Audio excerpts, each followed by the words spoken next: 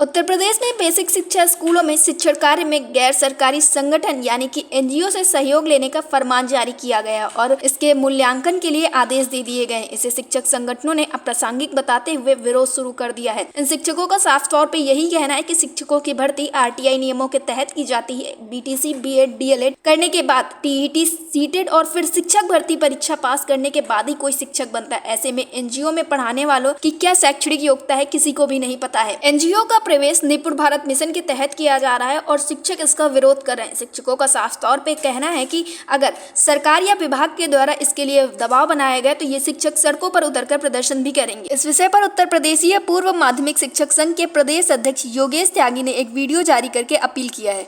प्रदेश के सभी सम्मानित शिक्षक साथियों तथा शासन प्रशासन बेसिक शिक्षा विभाग के सम्मानित अधिकारियों, आज एक महत्वपूर्ण बिंदु पर मुझे आप सबके सामने आना पड़ा।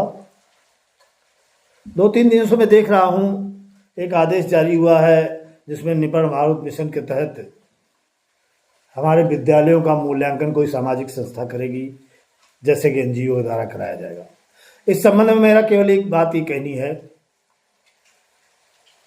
कि किसी भी दूसरी संस्था के माध्यम से बेसिक शिक्षकों या उनके बच्चों का मूल्यांकन किया जाना किसी भी स्थिति में उचित नहीं है, क्योंकि अभिभावक जितना अपने बच्चे का मूल्यांकन कर सकता है, विद्यालय का अध्यापक जितना अपने बच्चों का मूल्यांकन कर सकता है, उसका मूल्यांकन किसी तीसरे व्यक्ति के द्वारा नहीं किया जा सकता और ना ही उसे ईमानदारी से किया जाएगा, माना जाएगा। मैं इन संस्थाओं के प्रवेश पर निश्चित तौर पर मेरे संवर्ग को इससे निराशा है, गुस्सा है, लेकिन मैं इनके प्रवेश पर कोई आपत्ति नहीं करना चाहता। लेकिन ये भी शासन और विभाग को बताना चाहता हूँ कि कोई भी संस्था, कोई भी व्यक्ति निःशुल्क रूप से यदि आपके कार्य करने के लिए आ रही है तो उसके पीछे निश्चित तौर पर कोई उद्देश्य उसका है, इसे सोचना पड़ेगा।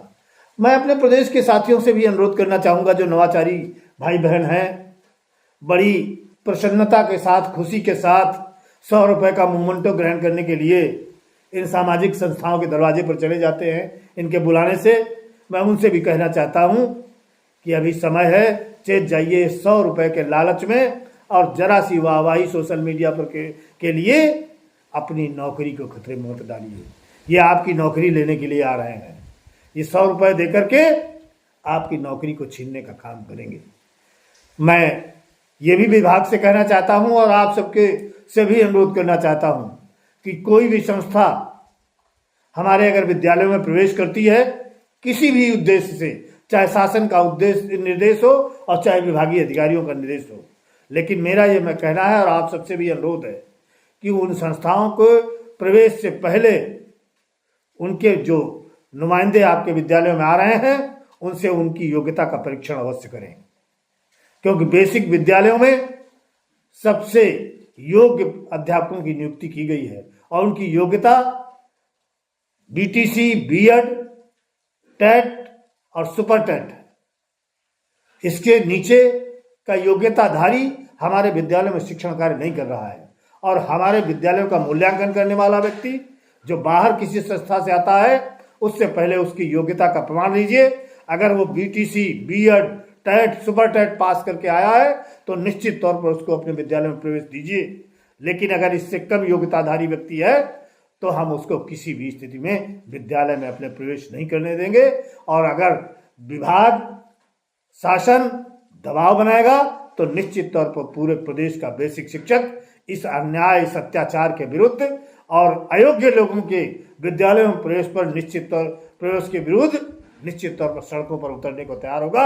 जैसा कि आप लोग देख चुके हो, अगर हमारे ऊपर अन्याय होगा तो प्रदेश का एक एक बेसिक शिक्षक सड़कों पर दिखाई देगा, अपनी जिम्मेदारी का ईमानदारी से निर्वहन करेगा और इस लड़ाई को भी बड़ी ईमानदारी से लड़ेगा। इसलिए आप सबसे और विभाग से मेरा अनुरोध है कि हमारा मूल्यांकन हमको स्वयं करने दे, हमारे विभागीय लोगों से कराने दे।